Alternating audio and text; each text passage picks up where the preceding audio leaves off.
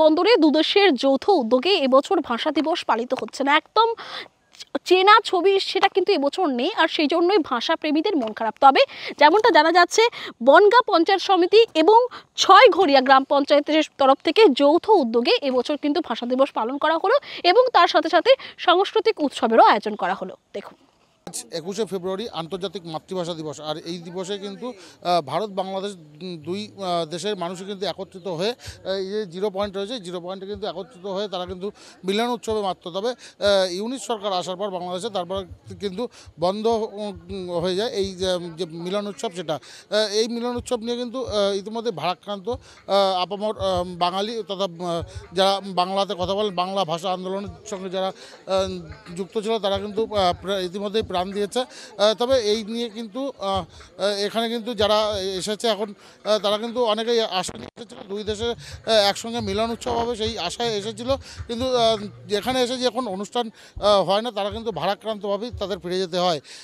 এখন দেখার পরবর্তীতে ইউনিট সরকার কি করবে, তাদের কি করণীয় আছে, যে তারা পরবর্তীতে ভাষা আন্দোলন করবে কি না।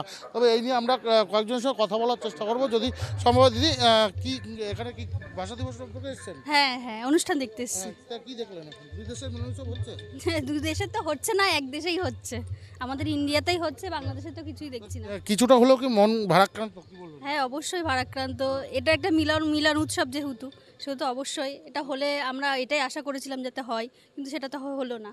আজকে যে ছবি দেখছি সত্যি খুব খারাপ লাগছে। আমরা আশা নিয়ে এসেছিলাম দুই দেশের মানুষ এক জায়গায় থাকবে, আমরা সবাই মিলে একসাথে আনন্দ করব, কিন্তু সেটা হচ্ছে না। সত্যি খুব খারাপ লাগছে। আশা করি পরবর্তী দিনে আমাদের সব কিছুই ঠিক হয়ে যাবে, আমরা সেই আশায় আছি। আর আমাদের এখন কি করা যাবে, কিছু তো করার নেই। আর আমরা তো দেখেন, আমরা এসেছি যে ওই দেশের লোক আসবে, আমরা এই দেশের লোক থাকবো, সবাই মিলে একসঙ্গে দেখাশোনা হবে, বেশ ভালো লাগবে। হ্যাঁ, ভাব বিনিময় হবে একদম, আর সবাই সবার সঙ্গে আর কি কথাবার্তা হবে। সেটা হলো না, তার জন্য একটু দুঃখিত, কিন্তু আমরা আমাদের মতো করে এগিয়ে যাব। আর কি করব, একদম আশা করছি আগামী দিনে তো অবশ্যই ঠিক হবে। দেখুন, এবছরে নোম্যান্স ল্যান্ডে যেটা দুই দেশের পক্ষ থেকে বাংলাদেশের জনপ্রতিনিধি এবং আধিকারিক এবং ভারতের পক্ষ থেকে পশ্চিমবঙ্গের মাননীয় মুখ্যমন্ত্রী মমতা বন্দ্যোপাধ্যায়ের প্রতিনিধি হিসেবে যে সমস্ত মন্ত্রী এবং জনপ্রতিনিধি ও আধিকারিকরা থাকেন, তাদের যে অস্থায়ী ভাষা শহীদ স্মারক নির্মাণ করা হয়, সেখানে শ্রদ্ধা জানিয়ে নিজেদের মধ্যে একটা ভাব বিনিময়, মিষ্টি এবং উপহার সামগ্রী বিতরণ করে একটা সৌভ্রাতৃত্বপূর্ণ পরিবেশ তৈরি হয়।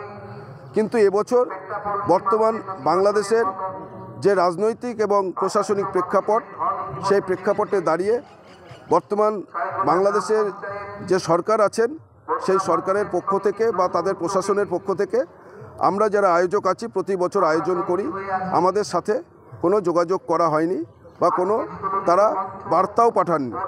সেই কারণেই যৌথভাবে নোম্যান্স ল্যান্ডে সেই যে প্রতি বছরের আবেগ, সেই আবেগের সেই অনুষ্ঠানটি অনুষ্ঠিত হচ্ছে না। কিন্তু প্রতি বছরের মতন এবছরেও ভারত ভূখণ্ডে ছয়ঘরিয়া গ্রাম পঞ্চায়েত এবং বনগাঁ পঞ্চায়েত সমিতির যৌথ উদ্যোগে বাংলার মাননীয় মুখ্যমন্ত্রী মমতা বন্দ্যোপাধ্যায়ের অনুপ্রেরণায় প্রতি বছর যে আঙ্গিকে এই অনুষ্ঠান 21শে ফেব্রুয়ারি যে আন্তর্জাতিক মাতৃভাষা দিবস, সেই মাতৃভাষা দিবসে ভাষাপ্রেমী মানুষের আবেগকে শ্রদ্ধা জানাবার জন্যে, ভাষা আন্দোলনের শহীদদের তাদের শ্রদ্ধা জানাবার জন্যে এবং বাংলা ভাষাকে বিশ্বর দরবারে প্রতিষ্ঠিত করবার জন্যে সেই দাবিকে মান্যতা দিয়ে সেই আঙ্গিকে সেই একইভাবে সর্বধর্ম সমন্বয়ের মধ্যে দিয়ে এবং যথাযথ আড়ম্বনার মধ্যে দিয়ে সেই অনুষ্ঠান অনুষ্ঠিত হচ্ছে। প্রত্যেকেরই মন ভারাক্রান্ত এখানে, কারণ প্রতি বছর যেরকম মিলন উৎসব হয় 21শে ফেব্রুয়ারি উপলক্ষে, ভাষা দিবস উপলক্ষে, সেই ভাষা দিবস কিন্তু এবার হচ্ছে না। তবে ভারতে পালন করা হলেও বাংলাদেশে যে ভারত বাংলাদেশ একসঙ্গে যে মিলন উৎসব করা হতো, সেই উৎসব কিন্তু হচ্ছে না। তবে দেখার ইউনিট সরকার পরবর্তীতে তাদের সিদ্ধান্ত বদল করে পরের বছর থেকে কি ভাষা দিবস পালন করে কিনা, সেটাই এখন দেখার। উত্তর 24 পরগনার পেট্রাপোল থেকে তন্ময় কুণ্ডুর রিপোর্ট, ট্রাইব টিভি বাংলা।